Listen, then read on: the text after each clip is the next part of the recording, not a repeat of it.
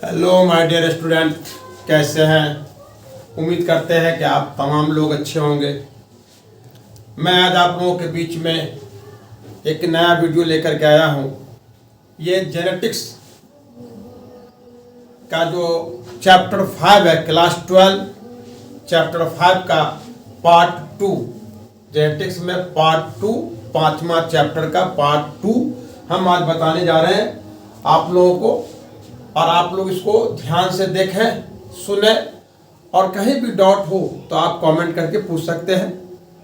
तो चलिए बिना देरी का हम शुरू कर रहे हैं चैप्टर 5 का पार्ट 2।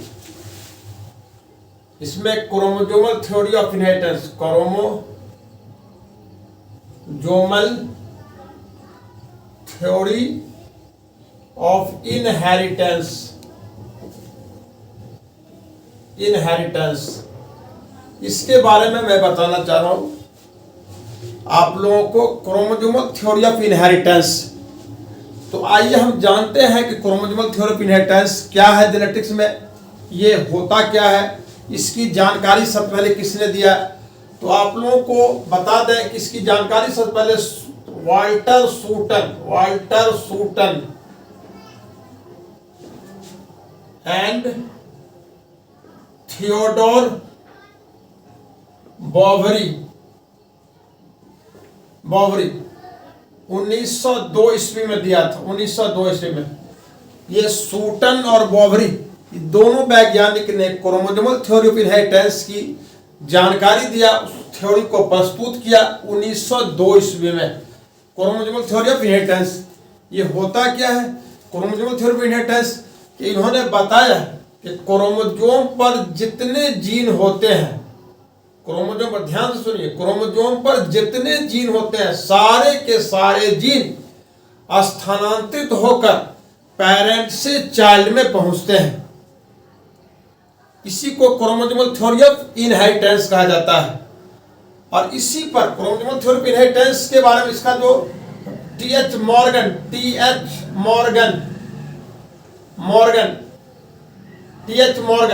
ये टीएच मॉर्गन नामक वैज्ञानिक, इन्होंने ड्रोसोफिला ये फल मक्खी है, ड्रोसोफिला मेलैंगस्टर, ये ड्रोसोफिला जो है वो फल मक्खी है। फल मक्खी पर इन्होंने मॉर्गन ने प्रयोग किया, और प्रयोग करने के बाद उन्होंने देखा कि जो इसके मेल और फीमेल में क्रोमोसोम में जो जीन मौजूद है, जो कैरेक्टर मौजूद है, वो इसके संतान में, ड्रोसोफिला के संतान में भी पहुंचते हैं। इससे स्पष्ट हो जाता है कि क्रोमोसोमल थ्योरी ऑफ इनहेरिटेंस बिल्कुल सही है। तो अब ये क्लियर हो गया कि क्रोमोसोमल थ्योरी ऑफ इनहेरिटेंस जो सूटन और बॉवरी ने दिया, इसकी पुष्टि टी.एच. मॉर्गन ने अपने प्रयोग के द्वारा कर दिया। क्लियर है? चलिए अब इसके बाद हम लोग को देखना है सेक्स डिटर्मिनेशन,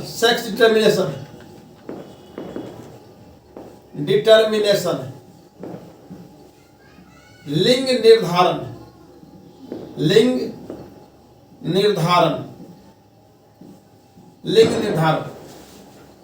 तो आप लोगों को ये जानकारी होनी चाहिए कि एनिमल्स में मेल और फीमेल के द्वारा संतान की उत्पत्ति होती है। उसमें संतान मेल होंगे या फीमेल होंगे, इसका निर्धारण कैसे होता है। और एक और भी आपको जानकारी दे देता हूं कि मैं इसको अभी जो 1 शॉर्ट वीडियो दे रहे हैं, इसमें हम शॉर्ट में आपको जानकारी दे रहे हैं, कम समय में ज़्यादा से ज़्यादा तैयारी हो सके, इसके लिए हम ये प्रोग्राम चला रहे हैं। ऐसे में ऑफलाइन में इसका पूरा का पूरा डिटेल बता चुका हूँ, काफ़ी अच्छे तरह से बता चुका हूँ। जो बच्चे मेरे यहाँ ऑफलाइन में क्लास किए हैं उनको ये जानकारी होगी कि मैं बिल्कुल एनसीईआरटी का, फुल्ली एनसीईआरटी का और पूरा क्लियर कंसेप्ट के साथ मैं अपने क्लास में बता चुका हूँ। अब ये ऑन 1 शॉर्ट वीडियो हम आप लोगों को कम समय के लिए हम दे रहे हैं, कम समय में हमारे बच्चे ज़्यादा से ज़्यादा तैयारी कर सके। और जो बच्चे कहीं भी पढ़े होंगे, किसी क्लास में पढ़े होंगे, ऑफलाइन पे पढ़े होंगे, ऑनलाइन पढ़े होंगे, मेरे यूट्यूब चैनल के माध्यम से उसको ये जानकारी कम समय में ज़्यादा से ज़्यादा जानकारी हो सके और बच्चे का एग्जामिनेशन में अच्छा स्कोर आ सके, हम इसलिए ये वीडियो आप लोगों के बीच हम भेज रहे हैं। और तैयार करके बना करके आप लोगों को हम दे रहे हैं, ताकि कम समय में सब्जेक्ट पर पकड़ कैसे हो जाए, कम समय में आपकी तैयारी कैसे हो जाए, आपका रिजल्ट कैसे अच्छा हो जाए, आप अच्छे नंबर से कैसे पास हो जाएंगे। इसलिए हम इसको थोड़ा शॉर्ट में कम समय के लिए बता रहे हैं। क्लियर है? चलिए, तो अब लिंग निर्धारण, सेक्स डिटर्मिनेशन जो होता है, उस सेक्स डिटर्मिनेशन में अब देखिएगा मेल और फीमेल, चूंकि स्पर्म हम देखते हैं कि स्पर्म और ओवम दोनों के संयोग से जायगोट बनते हैं। स्पर्म और ओवम दोनों के संयोग से जायगोट बनते हैं, और जायगोट से न्यू चाइल्ड बनता है, जायगोट से न्यू चाइल्ड बनता है, जायगोट से न्यू चाइल्ड बनता है। अब ये बेटी होगी या बेटा, मेल होगा या फीमेल, कैसे पता चलेगा? तो इसके निर्धारण जो होते हैं वो सेक्स क्रोमोसोम के द्वारा होते हैं। किसके द्वारा होते हैं? सेक्स क्रोमोसोम के द्वारा होते हैं। और सेक्स क्रोमोसोम एनिमल में एक्स तथा वाई होता है, एक्स तथा वाई होता है। इसमें एक्स मेल फीमेल के लिए, एक्स फीमेल के लिए और एक्स वाई मेल के लिए होते हैं। मतलब मेल हेटेरोगैमेटिक और फीमेल होमोगैमेटिक होते हैं। तो सेक्स डिटर्मिनेशन आप लोग को याद रहे कि सेक्स डिटर्मिनेशन जो दो प्रकार से होता है, मेल हेटेरोगैमेटिक होगा या फिर मेल होमोगैमेटिक होगा। तो होमोगैमेटिक जिसके दोनों गैमेट सेम हो, हेटेरोगैमेटिक जिसके दोनों गैमेट एक दूसरे से भिन्न हो। तो हम लोग ह्यूमन के केस में देखते हैं कि ह्यूमन में क्या होगा, मेल हो जाएगा हेटेरोगैमेटिक, मेल हो जाएगा हेटेरोगैमेटिक, मतलब ये एक्स वाई होगा, और फीमेल हो जाएगा होमोगैमेटिक, एक्स। यहाँ देख रहे हैं दोनों एक्स, और यहाँ हम देख रहे हैं एक्स वाई, ये हो गया हेटेरोगैमेटिक। इसी तरह से अब इसका जो निर्धारण होगा, तो एक्स वाई जो होगा वो मेल को डिटरमाइन करेगा और एक्स फीमेल को डिटरमाइन करेगा। क्लियर हो गया ये बात? मेल में हेटेरोगैमेटिक टाइप का होगा, सेक्स डिटरमिनेशन किसके टाइप का? हेटेरोगैमेटिक टाइप का। मतलब स्पर्म दो प्रकार के होते हैं, एक्स क्रोमोसोम वाले और वाई क्रोमोसोम वाले। 50% स्पर्म जो होते हैं वो एक्स क्रोमोसोम वाले और 50% वाई क्रोमोसोम वाले, जबकि फीमेल में ओवम सिर्फ एक्स क्रोमोसोम वाले होते हैं। जबकि बॉड में हम बॉड में देखते हैं, बॉड में क्या हो जाएगा, इसके अंदर जो मेल होंगे, बॉड के जो मेल होंगे वो जेड ये होमोगैमेटिक हो जाएगा, जबकि फीमेल होंगे, फीमेल ZW ये फीमेल हेटेरोगैमेटिक। अब यहाँ पर हम देखेंगे कि बॉड में फीमेल सेक्स डिटर्मिनेशन करता है। फीमेल के जो गैमेट होते हैं, फीमेल हेटेरोगैमेटिक होते हैं, जो हेटेरोगैमेटिक होंगे वही सेक्स डिटर्मिनेशन में भाग लेते हैं, और सेक्स डिटर्मिनेशन हेटेरोगैमेटिक पर ही निर्भर करते हैं। तो मेल हेटेरोगैमेटिक मनुष्य में और कीट में भी होता है मेल हेटेरोगैमेटिक, जबकि बॉड में अब बॉड में चाहे बॉड में कोई भी बॉड होगा, सारे के सारे बॉड क्या होंगे, मेल होमोगैमेटिक और फीमेल हेटेरोगैमेटिक होते हैं। तो फीमेल हेटेरोगैमेटिक के द्वारा बॉड में लिंग निर्धारण क्रिया होती है। क्लियर है? अब चलिए, अब हम लोग को देखना अगला टॉपिक।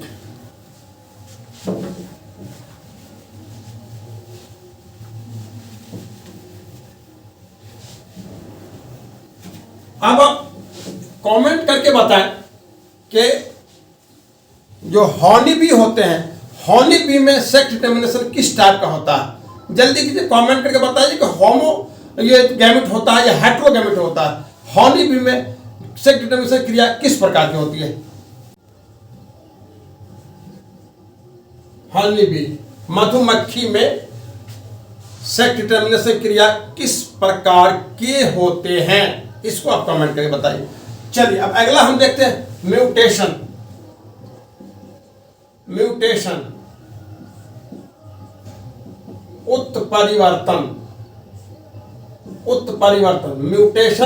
उत्परिवर्तन। तो अब ये उत्परिवर्तन जो होता है, उत्परिवर्तन होता क्या है? पहली बात, उत्परिवर्तन की जानकारी ह्यूगो डी वराइस,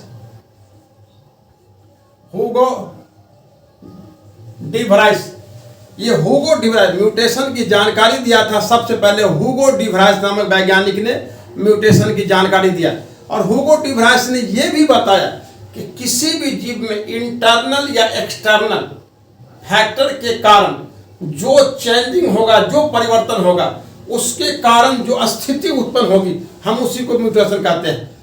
अर्थात जीवों में अचानक या एकाएक उत्पन्न होने वाले परिवर्तन को हम म्यूटेशन कहते हैं। क्लियर है?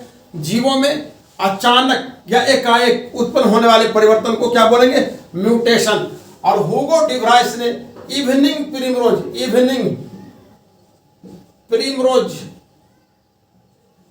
प्रिमरोज नामक पौधे पर प्रयोग किए और प्रयोग करके यह बताए कि म्यूटेशन के लिए कोई भी कारण हो सकता है, इंटरनल या एक्सटर्नल, कोई भी कारण हो सकता है। म्यूटेशन उत्पन्न करने वाले कारक को म्यूटाजेन कहा जाता है। म्यूटाजेन कहा जाता है। म्यूटेशन उत्पन्न करने वाले कारक को म्यूटाजेन कहा जाता है। अब ये म्यूटेशन जो होते हैं वो किसी भी दिशा में हो सकते हैं, किसी भी भाग में हो सकते हैं। इसके गुण अच्छे भी हो सकते हैं, इनके गुण खराब भी हो सकते हैं। तो म्यूटेशन के गुण कुछ भी हो सकते हैं। चलिए, अब म्यूटेशन जो होगा वो म्यूटेशन दो प्रकार के होते हैं। Mutation, type of mutation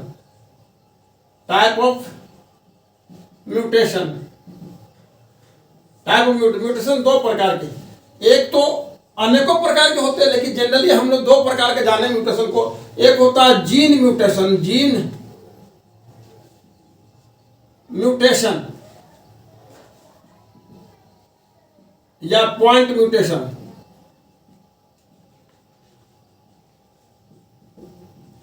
gene mutation या पॉइंट म्यूटेशन। दूसरा होता है फ्रेम शिफ्ट म्यूटेशन।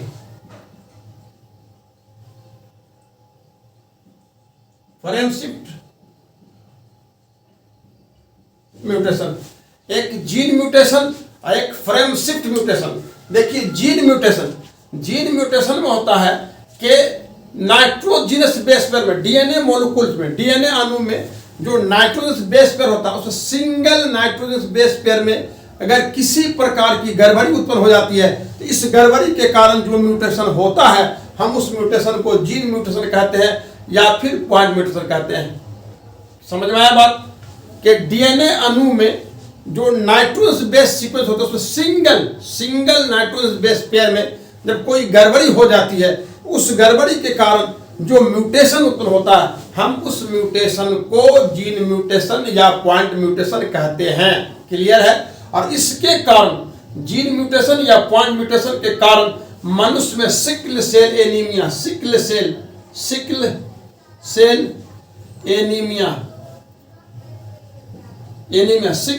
एनीमिया नामक रोग उत्पन्न हो जाता है। मनुष्य में क्या हो जाएगा? सिकल सेल एनीमिया नामक रोग उत्पन्न हो जाता है। अब देखिए, इसके बाद फ्रेम शिफ्ट म्यूटेशन। एक जोड़ा यानी दो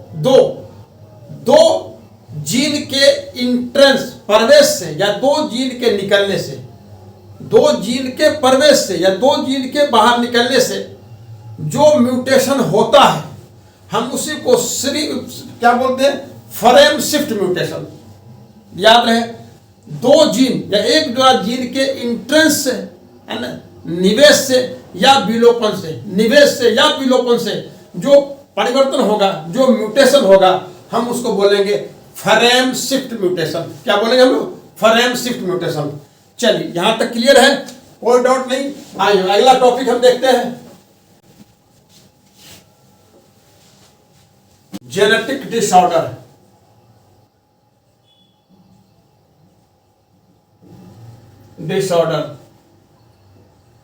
आनुवंशिक विकार।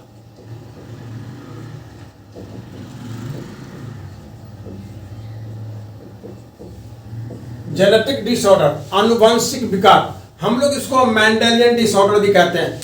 मेंडेलियन डिसऑर्डर या जेनेटिक डिसऑर्डर, जीव में, विशेष करके मनुष्य में, अगर जीन में किसी प्रकार की गड़बड़ी के कारण कोई परिवर्तन होते हैं, उसमें कोई चेंजिंग हो जाता है, कोई गड़बड़ी उत्पन्न हो जाती है, तो हम उसको बोलते हैं जेनेटिक डिसऑर्डर या मेंडेलियन डिसऑर्डर। जेनेटिक डिसऑर्डर या मेंडेलियन डिसऑर्डर के कारण कुछ रोग भी उत्पन्न हो जाते हैं, उसको हम लोग कहते हैं, एक इसको कहते हैं जेनेटिक डिजीज।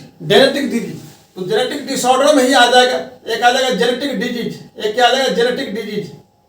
जेनेटिक डिजीज,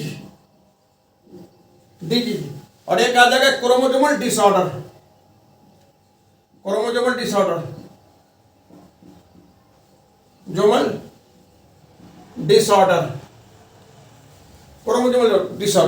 तो जेनेटिक डिजीज होता है आनुवंशिक रोग। ये आनुवंशिक रोग कई प्रकार के हो सकते हैं। जीन में गड़बड़ी के कारण जब कोई बीमारी उत्पन्न हो जाती है, हम उसको जेनेटिक डिजीज कहते हैं। जेनेटिक डिजीज को हम लोग बॉर्न डिजीज भी कहते हैं, कॉन्जेनिटल डिजीज भी कहते हैं। ये बच्चों में व्यक्ति में जन्म से मौजूद रहता है। तो ये जेनेटिक डिजीज भी कई प्रकार के होते हैं। एक जैसे होता है haemophilia, colour blindness, sickle cell anaemia,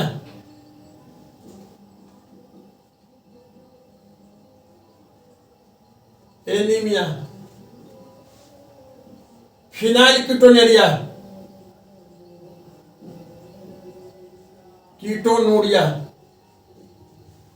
thalassaemia, ये सब के सब जेनेटिक डिजीज होते हैं। आनुवंशिक रोग होते हैं, और ये सारे रोग जीन में गड़बड़ी के कारण होते हैं, इसलिए हम इसको जेनेटिक डिजीज कहते हैं। इसमें सेक्स लिंकेज डिजीज भी है, ऑटोजोमल डिजीज भी है, सेक्स लिंकेज रिसेसिव डिजीज भी है। मतलब ये सब के सब क्या है, जेनेटिक डिजीज है। और सारे डिजीज जो होते हैं जीन में गड़बड़ी के कारण होते हैं। Haemophilia, colour blindness, sickle cell anaemia, phenylketonuria, thalassaemia. अब देखिए इसी के साथ एक जुड़ा हुआ टॉपिक आता है पेडिग्री एनालिसिस, वंशावली विश्लेषण। पेडिग्री एनालिसिस,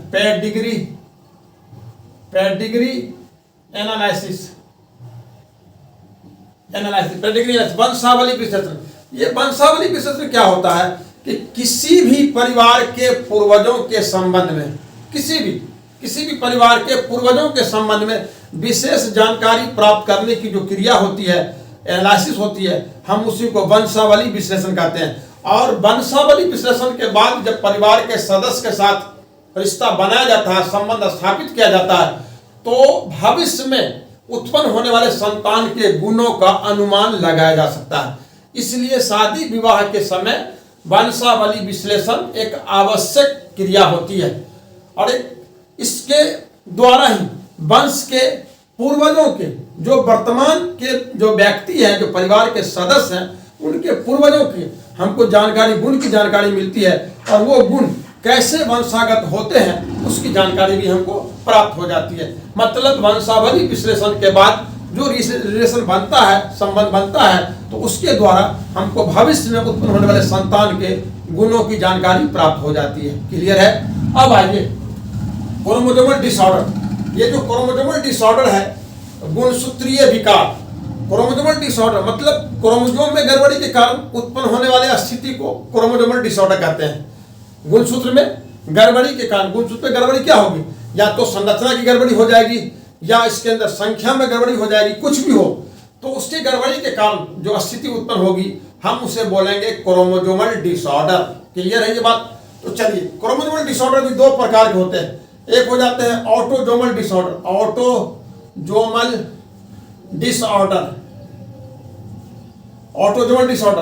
और दूसरा होता है सेक्स क्रोमोसोमल डिसऑर्डर।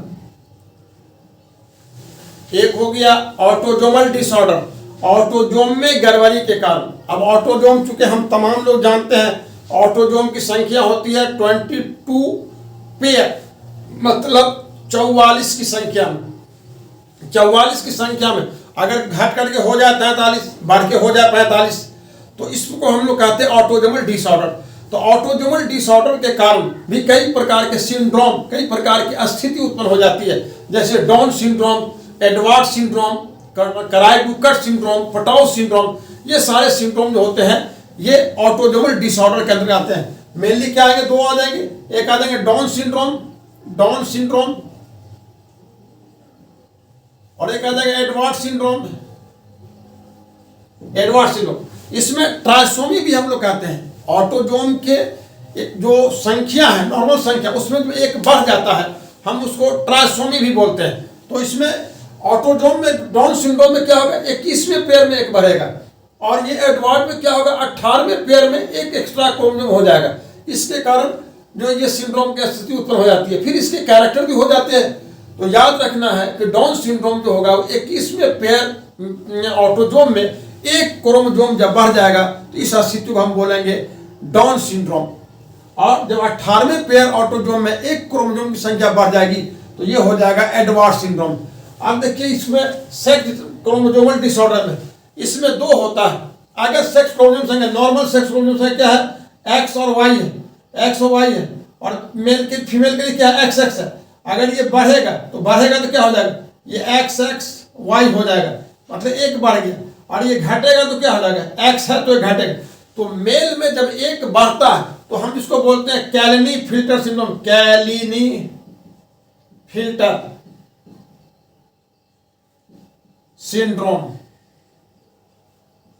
इसमें 44 प्लस एक्स एक्स वाई हो जाता है, मतलब कुल क्रोमोसोम की संख्या 47 हो जाती है।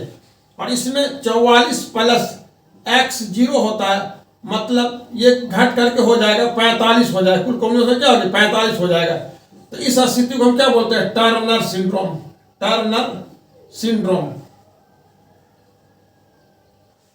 याद रहे कैलिनी फिल्टर सिंड्रोम मेल चाइल्ड में होगा और टर्नर सिंड्रोम जो होगा वो फीमेल चाइल्ड में होगा। क्लियर है ये बात? अब आप लोगों को समझ में आ गया। ये क्लास 12 का चैप्टर 5 एनसीईआरटी बुक से ये बिल्कुल समाप्त हो गया। आपको इतना ही देखना है और इतना ही समझना है। अगर प्रॉब्लम बनता हो तो मेरे बच्चों इसको कमेंट करें और हम उसका आंसर देंगे। और अगर अच्छा लगता हो वीडियो तो अपने और साथियों को भी आप शेयर करें, उनको बताएं। आप जहां भी प्रॉब्लम बनता हो, जैसे ही प्रॉब्लम बनता हो आप कमेंट करें। और ये भी बताएं कि आप मेरा यूट्यूब चैनल कहां से देख रहे हैं, आप उस जगह का भी नाम बताएं। समझ में आया बात? आप इसको बिल्कुल कम समय में अच्छी तैयारी के लिए आप उपयोग कर सकते हैं। आप ज़्यादा से ज़्यादा आप इसको रिवीजन करेंगे, आप इसको जितना याद करेंगे आपको बोर्ड में उतना ज़्यादा से ज़्यादा क्वेश्चन इससे सॉल्व हो जाएगा। ये गारंटी है कि आपको इतना करने के बाद इस चैप्टर से एक भी क्वेश्चन आपको मिस नहीं करेगा। Thank you.